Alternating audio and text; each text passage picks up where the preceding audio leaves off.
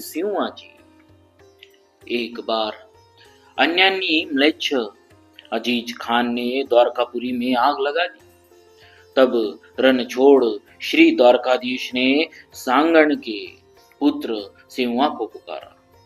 धरती, धन और धाम आदि के लिए सभी साधारण लोग लड़कर मर जाते हैं, परंतु इस वीर बढ़ैल वंशी क्षत्रिय भक्त ने चतुर्भुज श्री द्वारकानाथ जी के चौड़े चौक में यौवनों की सेना को विध्वंस कर अपने तन, मन और प्राणों को न्यौछावर कर दिया।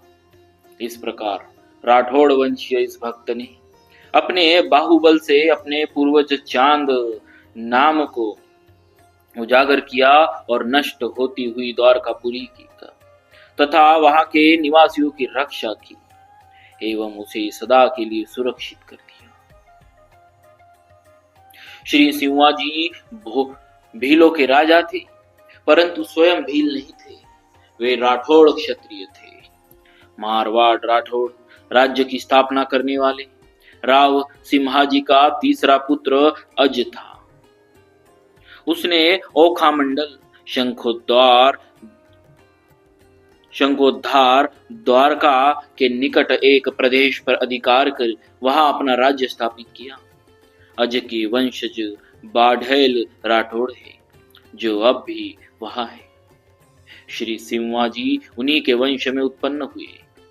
द्वारका से 4 कोस दूर पर श्री सिंवा जी का निवास स्थान था। ये वहां से नित्य दर्शन करने आते थे।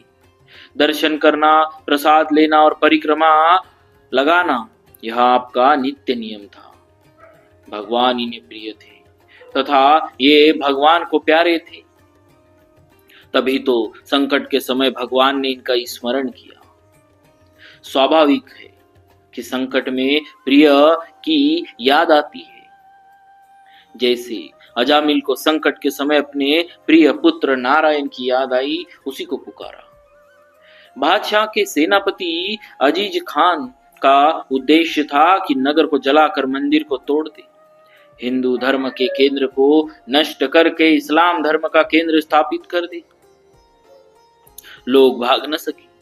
इस विचार से उसने रात को चारों ओर से घेर कर आग लगाई। तब द्वारकाधीश ने छत के ऊपर चढ़कर पुकारा, रक्षा कीजिए, रक्षा कीजिए, यवनों ने पुरी में आग लगा दी है। सिंवा जी आकर मेरी रक्षा करो। सिंवा जी के कान में शब्द पड़े तो इनकी मति भाव में डूब गई। सर्वसमर्थ भगवान सर्वदा भक्तों की रक्षा करने वाले मुझे पुकारते हैं, यह मुझ पर असीम वात्सल्य एवं दया है। अनेक पार्षद सेवा में उपस्थित है, उन्हें छोड़कर प्रभु मुझे आज्ञा दे रहे हैं, अपनी रक्षा करा रहे हैं। प्रेमाकुल सिंवा जी ने भी अपनी छत पर चढ़कर नगाड़ा बजाया, जिसे सुनते ही इनके सैनिक घुड़सवार आ गए, उन्हें लेकर द्वारका पहुंच गए। प्रभु कृपा एवं आज्ञा की शक्ति से लगभग 500 घुड़सवार वीरों ने कई हजार सशस्त्र यवन सैनिकों के टुकड़े टुकड़े कर दिए। चाहते तो आप जीवित रह सकते थे, पर शुभ अवसर देखकर प्राणों को न्यौछावर कर दिया। इसमें हेतु यह है कि श्री सिंवा जी ने विचारा कि यदि मैं जीवित रहा तो लोग कहेंगे इन्होंने पुरी की रक्षा की, इन्हें द्वारकाधीश ने पुकारा। ऐसी बड़ाई मुझे बड़ा भारी दुख देने वाली हो जाएगी। एक प्रकार से वह मेरी भक्ति का उपहास होगा। अतः श्री द्वारका धाम में भगवान की आज्ञा से भगवान के लिए आज यदि मैं शरीर न त्यागूं तो फिर ऐसा अवसर कभी हाथ न आने का। जैसे समर मरण पुनी सूर सरी तीरा, राम काज छन भंगु शरीरा, बड़े भाग पायई मिचु, ऐसा विचार कर अपने प्राण न्यौछावर कर दिए। यह भी प्रसिद्ध है कि कटे हुए आपके धड़ ने बचे खुचे यवन सैनिकों का संहार किया था। इस कथानक में श्री प्रियादास जी नए भक्ति रस का बोध कराकर उसके आस्वादन की सम्मति देते हैं। पुराना भक्ति रस यह है कि भक्त की आरती पुकार आर्त पुकार सुनकर भगवान शीघ्र प्रकट होते हैं अथवा स्वधाम से आते हैं और भक्त की रक्षा करते हैं। गजेंद्र, द्रौपदी आदि इसके असंख्य उदाहरण हैं। आज भगवान ने पुकारा, भक्त ने कष्ट से बचाया।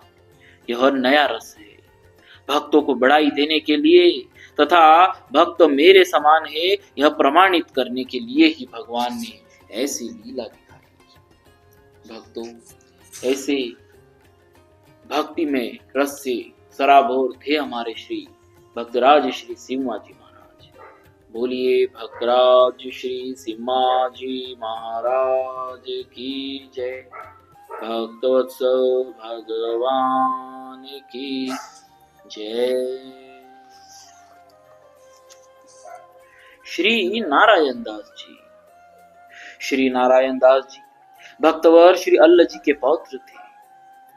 इनसे बड़े और दूसरे भाई थे, ये सबसे छोटे थे। बड़े भाई लोग अन्न धन का उत्पादन करने वाले थे और श्री नारायण दास जी कुछ भी नहीं कमाते थे, केवल खर्च ही खर्च करते थे। एक दिन इनकी भाभी जी ने इन्हें ठंडा भोजन दिया, इससे इन्हें महान दुख हुआ। इन्होंने अपनी भाभी से कहा कि मुझे ताजा भोजन बना कर दो। इस पर वह क्रोध करके बोली, तू अल्लाह बाबा है क्या जो तुझे मैं गर्म भोजन बना कर खिलाऊं? जा द्वारका को चला जा और श्री द्वारकाधीश जी को कविता सुनाकर उनसे हुंकारी भरवा, तब मैं तेरा बहुत आदर किया करूंगी और ताजा भोजन बना कर खिलाऊंगी। इस प्रकार उसने परिहास किया। श्री नारायण दास जी को यह बात लग गई। उन्होंने उसी क्षण घर छोड़ दिया और श्री द्वारकाधीश भगवान में उसी प्रकार का अनुराग किया जैसा कि श्री अल्लाह जी करते थे। इन पर भी भगवान प्रसन्न हो गए, क्योंकि वे तो भक्त प्रेम के वश में रहते हैं। भक्तों, बोलिए श्री भक्तराज श्री नारायण दास जी महाराज की जय। भक्तवत्सल भगवान की जय।